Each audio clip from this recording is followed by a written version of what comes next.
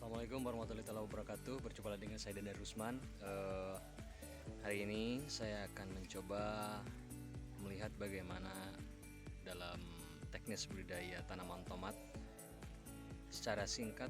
Mungkin bisa jadi referensi bagi sahabat ini semua, baik itu mulai dari tanam, pengendalian OPT sampai panen, dan mudah-mudahan ini menjadi manfaat untuk para sahabat tani, khususnya para sahabat tani ataupun petugas-petugas pertanian yang berkecimpung di dunia hortikultura.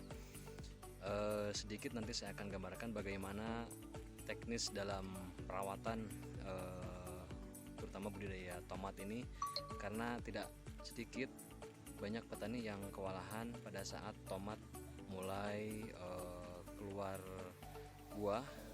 Biasanya di sana sering terjadi busuk buah dan busuk batang yang sangat sulit dikendalikan. Nah, nanti kita akan coba bagaimana memberikan paparan secara singkat untuk perawatan tips dan cara yang sederhana bagi petani pemula, terutama untuk tanaman tomat. Ini adalah tanaman tomat dengan usia tanaman sekitar 37 hari setelah tanam. Kondisi sangat mulus, bagus.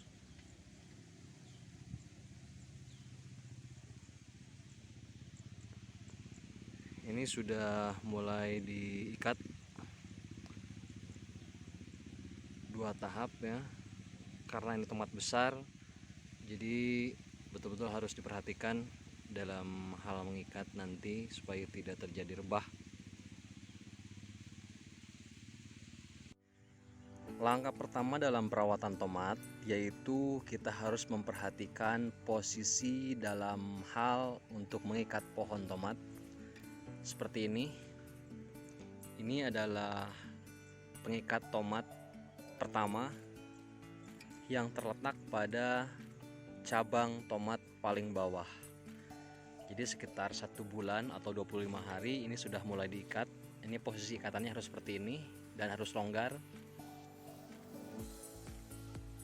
Kemudian perhatikan juga pada saat mengikat ini diusahakan betul-betul steril. Jangan sampai pada saat mengikat tangan kita habis megang dari tanaman-tanaman tomat sejenisnya yang sudah terkena atau terinfeksi oleh hama penyakit, terutama penyakit yang betul-betul penyebarannya melalui tangan dan daun lain sebagainya. Harus diperhatikan.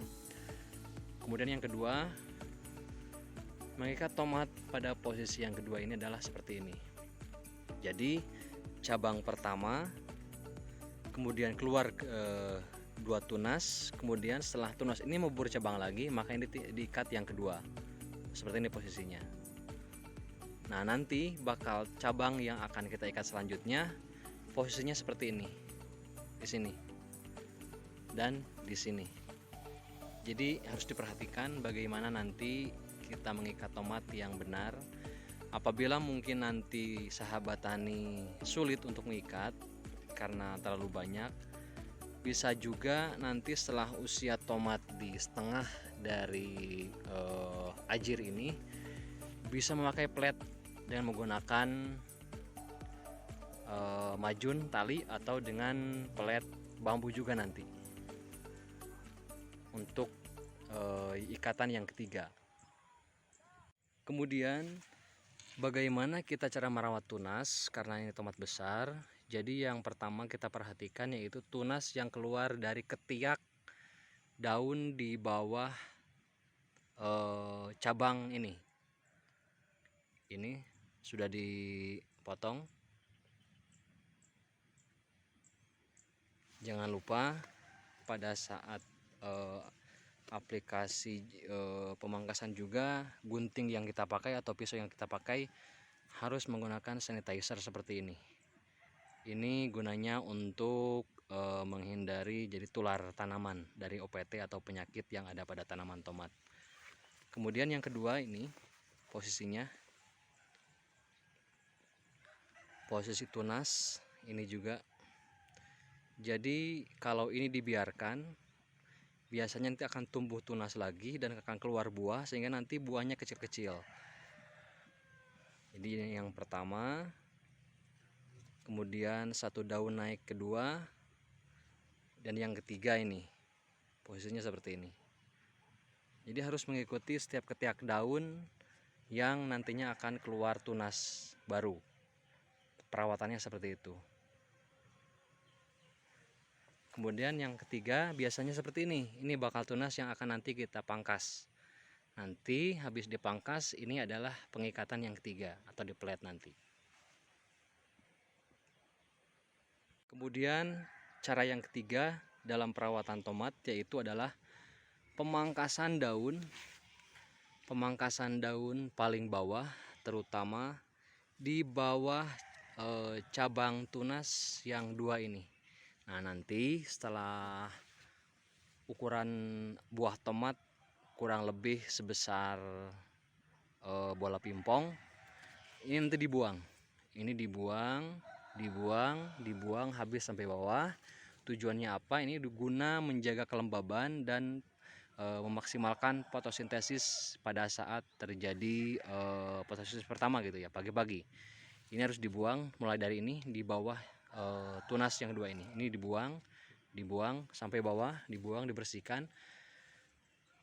Yang terpenting dalam pemangkasan, karena ini sudah terjadi lodoh, kalau orang sini sebutnya ini lodoh atau busuk daun. Nah, ini kalau dibiarkan tentunya ini akan menjadi sumber OPT yang nanti akan menyebar. Jadi ini akan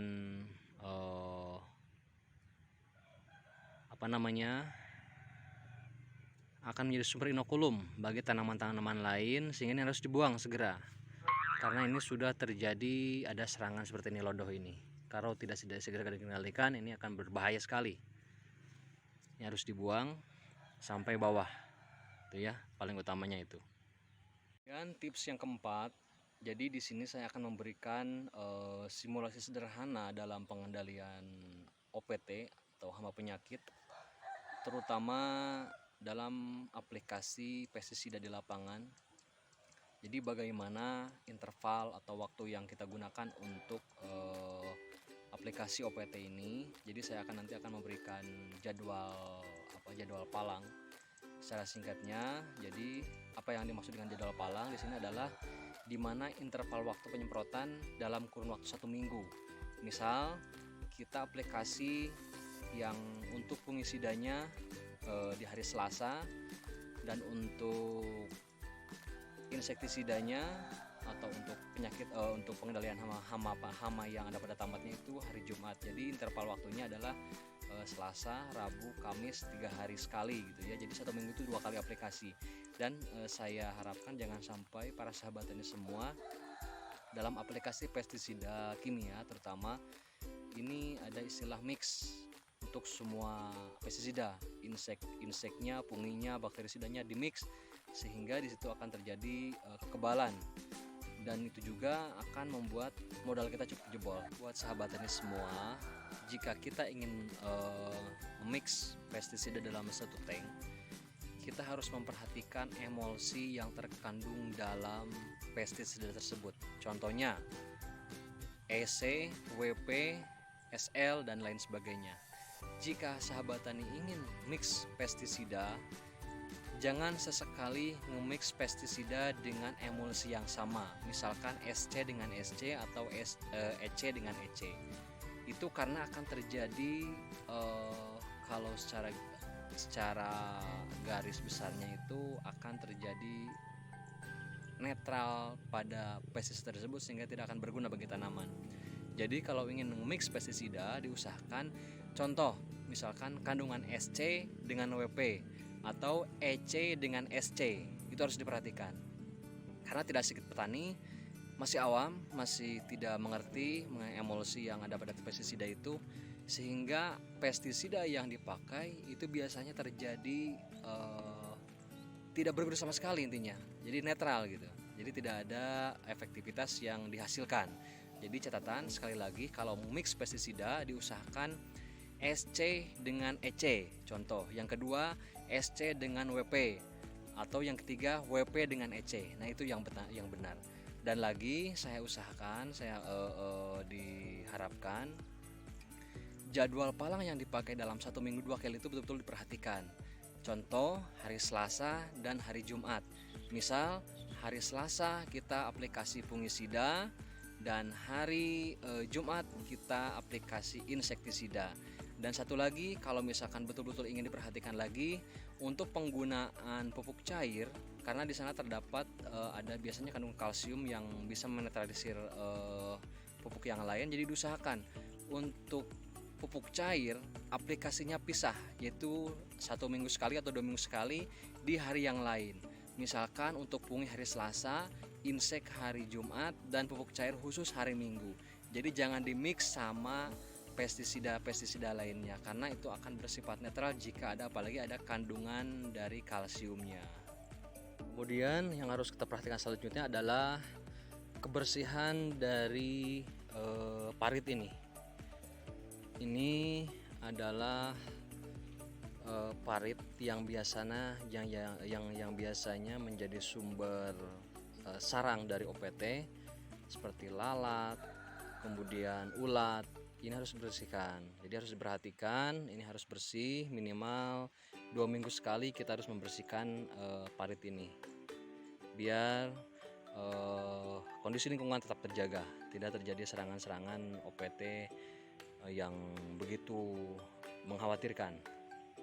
Untuk pestisida yang saya rekomendasikan dalam pemeliharaan tanaman tomat ini, terutama untuk dataran tinggi, ya di sini kurang lebih sekitar 950 meter dari permukaan laut. Jadi untuk perawatan berkala yang harus betul-betul disiapkan itu, yang pertama adalah skor atau jenis bahan aktif difenokonazol lainnya seperti ada sinergi dan lain sebagainya. Itu pertama skor, kemudian amistatop ataupun jorvec. Itu adalah fungisida yang mempunyai bahan aktif dan ZPT yang harus wajib ada pada tanaman tomat. Karena dalam kandungan difenokonazol itu terdapat zat yang dapat menambah daya tahan untuk tanaman. Kulit menjadi tebal, daun menjadi tebal, dan buah pun menjadi tebal, sehingga pada saat panen itu untuk buahnya itu sangat bagus sekali ya, berat. Jadi kita bisa menghitung 1 kilo buah tomat yang memakai skor ataupun amistar ataupun jorvec dibandingkan dengan 1 kilo tomat yang tidak memakai fungisida tersebut, itu sangat beda sekali untuk jumlah bobotnya. Misal yang memakai skor itu 1 kilonya terdapat 5 biji, dan untuk tanaman tomat yang tidak memakai skor biasanya lebih dari 5 biji, 7 atau 8 seperti itu. Pestisida yang wajib ada pada tomat selanjutnya yaitu Ditan M45 atau mancozeb lainnya yang bisa dipakai dalam tanaman tomat ini. Kemudian Ridomil Gold ini gunanya untuk menghindari terjadi serangan busuk pada pohon tomat, busuk batang. Kemudian yang selanjutnya obat untuk pestisida untuk mengendalikan ulat. Biasanya yang pertama para sahabat tani itu menggunakan curakron ataupun dangke untuk tahap awal. Namun tahap selanjutnya jika serangan semakin meningkat, ini susah dikendalikannya, biasanya petani langsung mengambil tindakan pada insektisida Ludo ataupun Arjuna yang ada di lokasi ini. Tapi beda lagi dengan lokasi-lokasi yang sudah sering budidaya tanaman tomatnya, itu untuk residu pestisidanya itu sangat. Untuk serangan lodoh daun seperti ini biasanya kita di sini aplikasinya yaitu Ditan mix dengan Zorpek ataupun skor. Ini sudah cukup bagus untuk fungisida tersebut. Jadi WP dengan SC ya, WP dengan SC. Jadi kandungan emulsinya tidak berseberangan, tidak mengakibatkan retel pada pestisida tersebut. Menjaga kesuburan daun dan pohon tomat, saya rekomendasikan menggunakan G14 karena di situ terdapat komposisi unsur hara yang dibutuhkan untuk pertumbuhan tanaman tomat. Dan untuk penggunaan dari pupuk cairnya, terutama untuk tomat karena kita fokus ke bunga dan buah, jadi diusahakan memakai pupuk cair yang betul-betul ada zat-zat yang dibutuhkan untuk kedua bahan tersebut, kedua bagian tersebut, itu buah dan bunga. Yang pertama adalah atonik. Di sini ada kandungan-kandungan yang khusus spesifik untuk merangsang tumbuhnya bunga lebih banyak. Kemudian ketika sudah tumbuh buah, sudah berkembang menjadi buah, maka menggunakan K14 gitu ya. Jadi untuk buah menggunakan K14 sehingga buahnya itu besar dan tidak pecah gitu ya, tidak pecah. Biasanya tomat-tomat besar itu kendalanya itu ada setelah mau menjelang panen itu pecah buah karena itu kekurangan kalsium dan kalium biasanya karena seperti itu. Nah, dalam K14 ada kandungan yang dibutuhkan oleh buah tomat sehingga di sana tidak akan terjadi seperti itu. Buah tomat akan mulus sekali, bagus. Nanti di pertanaman menemukan busuk batang, sahabat tani jangan segan untuk segera menggunakan Ridomil Gold dengan dosis 2 sendok makan dimix dengan 1 sendok makan skor. Itu 2 kali interval aplikasi akan menghentikan serangan busuk batang yang terjadi pada tanaman tomat. Kemudian untuk perawatan buah, jika intensitas curah hujan yang sangat tinggi, biasanya terjadi busuk buah yang ada pada ujung buahnya. Di sini biasanya ada noda hitam, nanti busuk dan nanti biasanya buah jatuh. Nah, ini pengendaliannya, jika sudah ada serangan seperti itu, maka diusahakan aplikasikan skor atau Zorpek dimix dengan Bion M. Di situ Bion M ada kandungan yang betul-betul bisa bermanfaat untuk pengendalian ini busuk buah ini. Bion M dengan skor, misal untuk tanaman baru seperti ini kisaran 40 hari. Pengendalian untuk busuk buahnya itu untuk ditannya atau untuk Bion M-nya 1 sendok makan dan Zorpek atau skornya setengah turub. Jadi ini cocok untuk perawatannya. Jadi tidak ada serangan-serangan busuk buah nanti selanjutnya. Dan jika nanti ada serangan yang sudah terlanjur hebat, biasanya buahnya itu sudah sebesar bola pingpong. Kalau misalkan sudah terjadi seperti itu, maka tidak mau harus dikendalikan dengan bahan aktif tembaga. Ya, bahan aktif tembaga ada Champion, ada Kopsi dan lain sebagainya. Bahan aktif tembaga, namun catatan jika petani sudah menggunakan bahan aktif tembaga, maka diusahakan interval penyemprotannya hanya 1 minggu sekali, karena resikonya jika tembaga ini sering-sering digunakan, maka ini daun akan menguning dan kering, akhirnya nanti ini rontok semua, jadi akan terbakar, seperti terbakar. Jadi diusahakan kalau mau menggunakan tembaga, diusahakan interval waktunya hanya 1 minggu sekali. Nah, nanti setelah kondisinya sembuh, biasanya 2 kali aplikasi itu sudah sembuh. 2 kali aplikasi tembaga sudah sembuh. Ini sudah kering, tomatnya tidak ada lagi serangan busuk buah. Kembalikan intervalnya 1 minggu 2 kali dengan komposisi pestisida seperti tadi. Ada skor, ada ditan, ada Bion M dan ada Ridomil. Dan untuk obat pengendalian ulatnya itu menggunakan Arjuna atau Ludo. Tuh, jadi seperti itu. Demikian paparan saya secara singkat mengenai teknis budidaya tanaman tomat, tips yang sangat sederhana bagi para petani pemula, terutama tanaman tomat yang bergerak di bidang hortikultura. Jadi ini bisa menjadi referensi bagi sahabat tani semua yang baru terjun ke dunia pertanian. Catat pestisida-pestisida yang saya rekomendasikan tadi sehingga diaplikasikan nanti sesuai kebutuhan tanaman tomat. Bagaimanapun dengan cara pengendaliannya atau aplikasi pestisida di lapangan itu bisa menyesuaikan pada situasi dan kondisi cuaca yang ada pada daerah sahabat tani semua. Jadi jangan sampai racikan di dataran tinggi dipakai racikan pada dataran rendah, itu akan tidak nyambung sekali. Jadi saya usahakan ini adalah sebatas rekomendasi, namun untuk mencari komposisi yang terbaik, yaitu sahabat-sahabat tani yang akan menemukan nanti di lapangan. Jadi mudah-mudahan ini menjadi referensi bagi kita semua, terutama untuk petani hortikultura, dan jangan sampai tanaman tomat kita tidak terawat dengan baik. Demikian dari saya, mudah-mudahan channel ini bermanfaat. Jangan lupa like, subscribe, dan dukung channel ini supaya berkembang lagi, dan mudah-mudahan kedepannya lebih bermanfaat lagi. Salam POPT.